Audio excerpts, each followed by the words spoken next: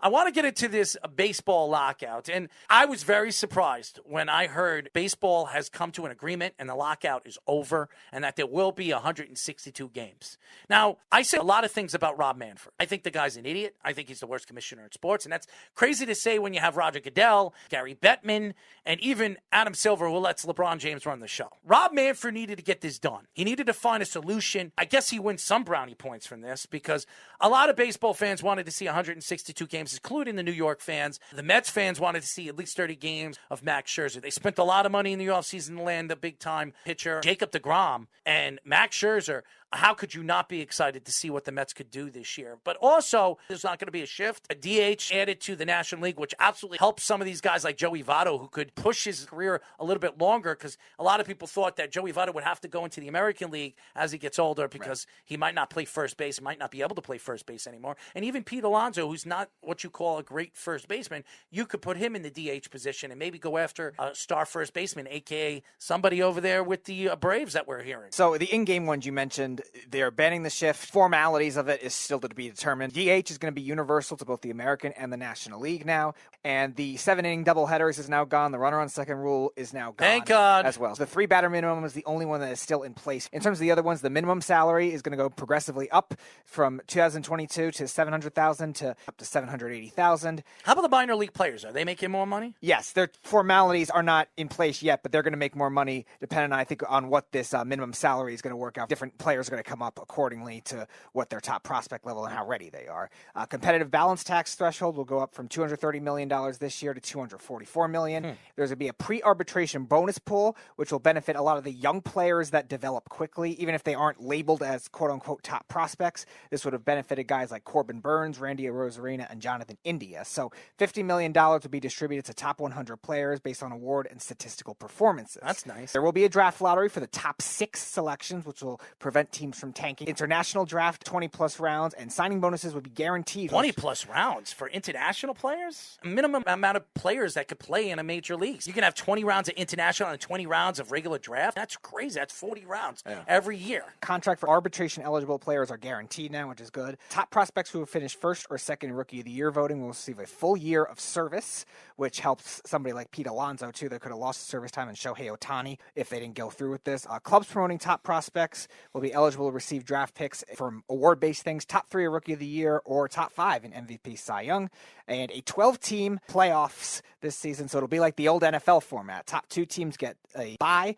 and then 3 plays 6, 4 plays 5. I didn't like that the top 2 teams in each division could pick teams that they want to play. Yeah, that would have been dumb. That's ridiculous. I mean, I like the rules. I still don't like 12 teams making the playoff. They were trying to get 14. Yeah, that I think would have been too much. I don't really have a problem with 12.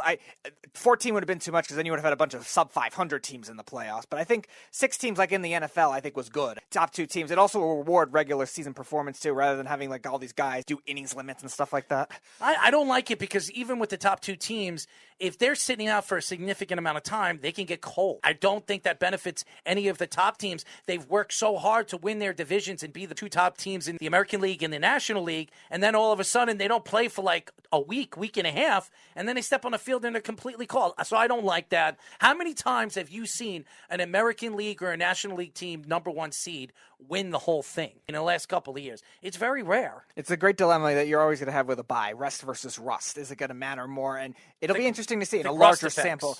It'll be in a larger sample. You'll have to judge how teams manage it, especially now with more micromanaging with the pitchers, especially with bullpens, with openers too. When you talk about the New York teams over here, I was very surprised. Now that the lockout's over, you're seeing some teams pick up players. Rendon gets picked up. San Francisco picks him up. I thought the Yankees were absolutely gunning for him. Well, they lost out on Rendon, a left-handed pitcher that would fit very well in the American League. Now where do the Yankees go? Do they go after Carlos Correa? There is stories coming out that he wants to be a Yankee. He grew up a Rodriguez fan. Are the Yankees willing to give him $250 million? Because I don't think they're going to give him $300. I don't think a team's going to give him $300, especially with some of these players that they got before the lockout. But Correa's arguably the best shortstop in baseball. And the fact that some of these other guys have gotten $300 million, I'm sure he's going to have a complaint about it. I don't think there's any team that's going to force feed a $300 million contract, including the Yankees, when they're paying Stanton a lot of money. They're going to have to pay Aaron Judge very, very soon, too. Unless they decide to trade him and bring in somebody. We talk about the national superstar over there. Maybe the Yankees are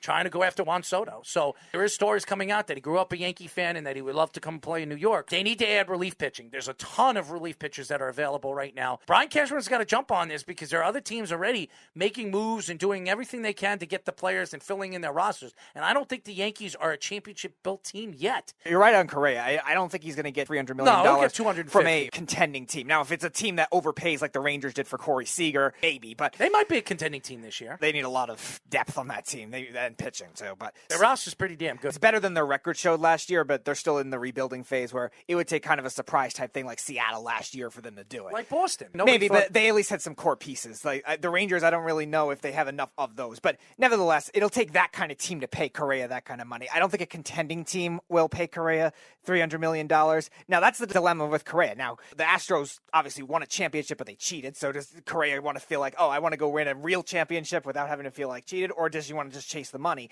The Cubs were another team that was rumored for them, but they just went after Andrelton Simmons now. So does that make the Yankees now elevated They're more? The favorites. Because the Yankees are the favorites, the Yankees might not have to pay a boatload of money because nobody's going to line up and pay Correa right now, and Correa's going to want to play. The Yankees could actually probably give him a 5-year deal close to $200 instead of spending an extra $100 million.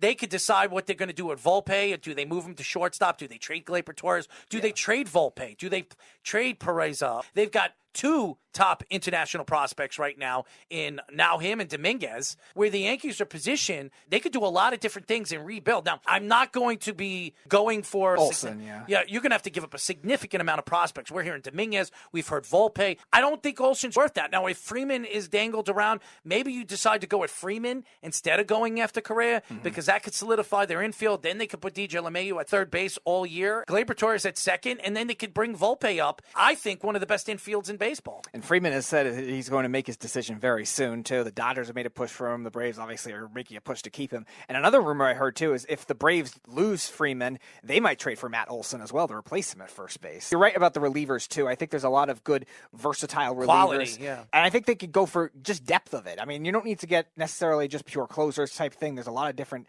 guys that have been efficient throughout their career. Tony Watson's a good guy that's a good lefty who pitched very well for the Giants and the Pirates in his career. Hunter Strickland's a very good strikeout guy. Does give up a lot of home runs. Yusmeiro Petit, another one that could stretch, give you multiple innings. Archie Bradley's been a good one throughout his career. Alex Colomé. There's a lot of good options still out there that could be in many different roles. You don't have to have him as just one type of guy. And the Yankees, I've said for a while, need to get a more versatile bullpen. You saw Aroldis Chapman last year struggle in certain instances where he wasn't a closer. And same thing with the Mets with Edwin Diaz, too. Some guys are just naturally pure closers, and that's going away. That's why it's a very fluky position. Same kind of thing with Zach Britton. Probably have to eat his contract for this year, and then he's gone after this year. So as a result, you need guys that can pitch in versatile ways and not just have it be just Chad Green and Jonathan Loáisiga. There's another team out there for Freeman, and that's the New York Mets. Why not? If you have an owner that's willing to open up his pockets, he spent $700 or $800 million in the last 2 years taking over for the Mets. What is it going to be to pay another $200 million to a player, a top first baseman, arguably the best first baseman in baseball, where you can solidify your infield and have the best infield in baseball, and then you put Pete Alonso as your